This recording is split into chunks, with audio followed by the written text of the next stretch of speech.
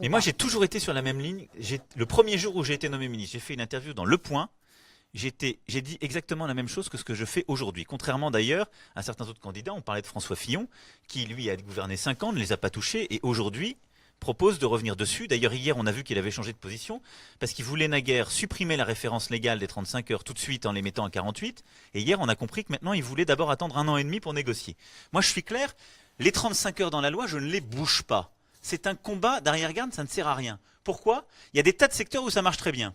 Vous allez dans l'automobile, une entreprise de taille intermédiaire, une grande entreprise en travail posté, elle fonctionne très bien à 35 heures. Mais personne. Vous ne les réduisez pas non plus.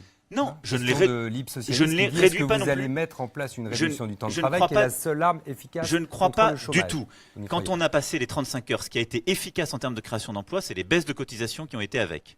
Et tout le monde, les économistes sérieux l'ont montré. Ce qui n'a pas fonctionné avec les 35 heures, c'est une application Vous l'avez uniforme. dit devant le MEDEF. Hein, Je l'ai dit ça devant le marchait MEDEF, pas. c'est Donc, une c'est pour ça que application. je vous demande juste de C'est une répéter ce que vous avez dit application devant le MEDEF, parce qu'il uniforme. semble que vous changiez un peu de... Jamais.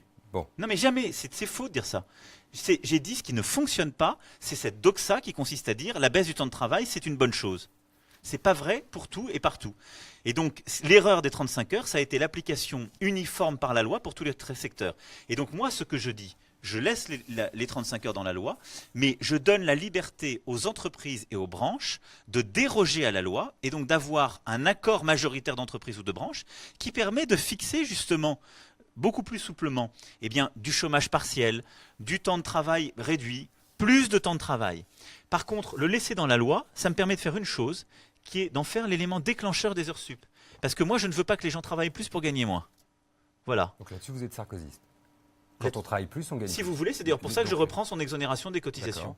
Donc je suis très à l'aise avec ça. ce que suggérait aussi Laurent Wauquiez à un moment à François Parce Fillon, que- ce que parce- François Fillon n'a pas Mais repris. oui, mais je pense que Donc on vous ne saisissez toutes les idées. Mais je suis D'où qu'elles pragmatique. D'accord. Je me fiche de savoir d'où elles viennent. Je regarde quels sont les problèmes de l'économie française. Notre principal problème, c'est qu'on a un manque de souplesse. Donc il ne faut pas imposer à tous les secteurs et tous les types d'entreprises les mêmes dogmes. Ce que n'a pas fait Nicolas Sarkozy quand il était président de la République. Moi, je veux le faire. Donc je veux aller au bout de cette République contractuelle. Je donne la possibilité aux accords majoritaires d'entreprises de déroger, d'avoir beaucoup plus de souplesse. Par contre, je souhaite en effet que le travail paye. C'est pour ça que je baisse les cotisations salariales et c'est pour ça aussi que je remets une suppression des charges sur les heures sup patronales et salariales.